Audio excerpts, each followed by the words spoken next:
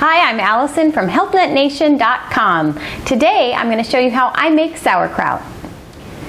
For this simple fermented sauerkraut, all you're going to need is about 4 to 5 pounds of thinly sliced and cored cabbage and 2 tablespoons of high-quality sea salt.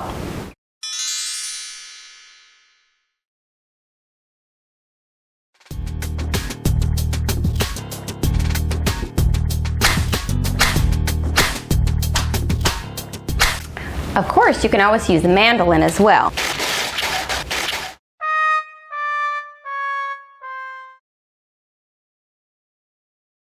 As you get a quarter or half of a head of cabbage sliced, you're just going to put that in the bowl, sprinkle it with salt, and give it a good massage.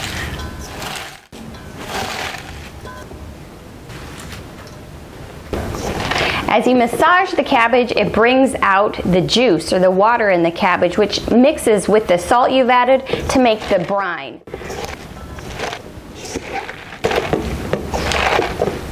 So you really want to squeeze hard. You're squeezing the water out. Some people pound it as well.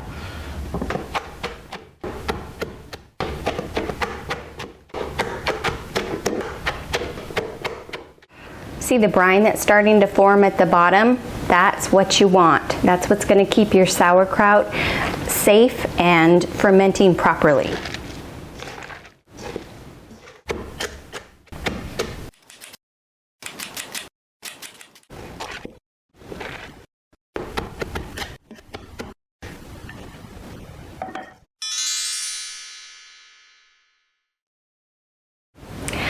Let's start by filling the kraut crock. Now, what's important here is that you get more brine going. So you're going to take your well-massaged cabbage and salt mixture, put it in layer by layer in your kraut crock, and then use a tamper of some sort. I just use my wooden rolling pin here, but other people have a special kraut tamper that they're only like $6 or $7. So feel free to get one if you're going to make kraut a lot.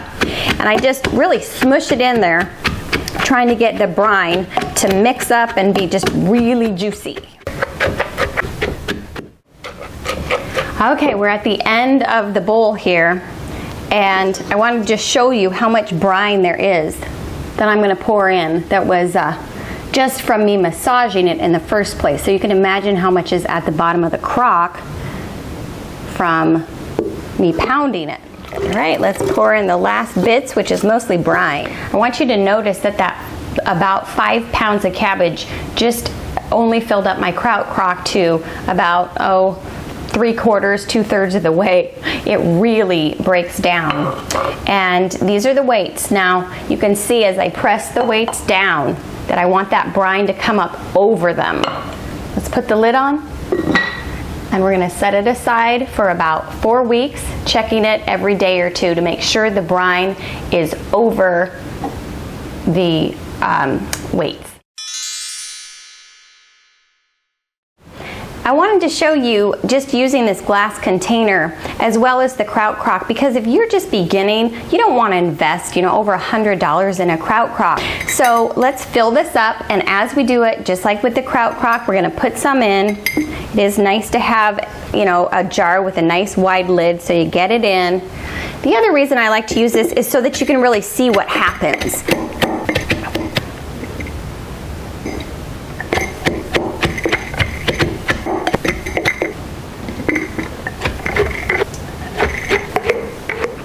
Okay, when you're using a glass jar, you want to do a couple things. Number one is you want to make sure that it is pretty full. You don't want to have it like half full. So I had to switch to a smaller jar, which is fine because I need my other one for pickles anyway, which will be in a next video. The next thing is the brine isn't quite covering. It's coming up to here, but I need to make sure that it completely covers or this thing will mold really fast. So I'm going to take my jar of Bubby's sauerkraut, which is a fresh fermented product that I really like. It's not as good as my sauerkraut, but I like to use the juice. I always save it if I have to break down and buy some sauerkraut here before the cabbage is ripe for the summer.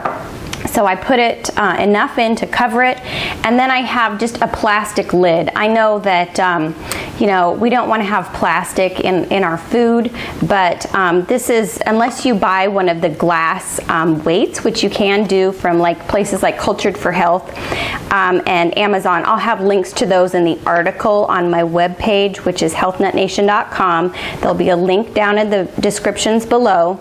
So I just find a lid that fits in there nice and snug, and I press down that cabbage as far as it'll go and let the brine come up over it. And then I'm going to pour just a tiny bit of olive oil on top, and that's going to keep the oxygen out. Oxygen is not our friend when it comes to sauerkraut. So this just holds the oxygen, keeps the oxygen out, and keeps it all safe and from molding. Okay, so every day I'm going to need to make sure to off gas this. All that means is simply open it up, let the air out, and in the meantime I'm going to keep it on my countertop so I can watch it and make sure the brine level doesn't go too low. And I'll put it in a bowl, because once it starts really going, it's going to bubble over and make a mess.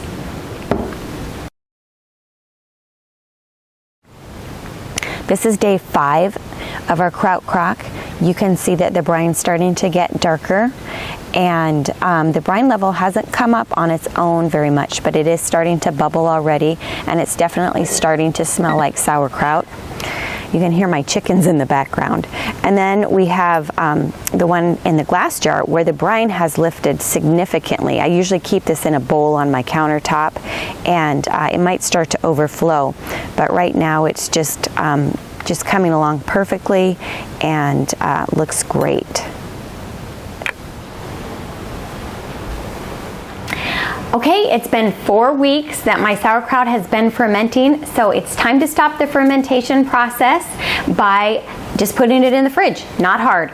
Now, you know that I added some oil to the top to keep the mold and the cooties at bay. So right now I'm just going to take a paper towel and kind of dab at the top to remove some of that oil. You know, if it stays on there, it's fine. Eat it. It's olive oil. It's raw. It's good. Everything's yummy about it, right? It's not going to hurt the flavor or the texture or anything. So now I have got my sauerkraut all ready to go, and because I want to reuse that other jar for pickles, which I'm going to show you in my next video how to do that, I just added it to a mason jar, put a lid on top, and now it goes in the back of my fridge for the entire winter. This stuff will stay good for months and months. Eat at your leisure, eat it often, and enjoy.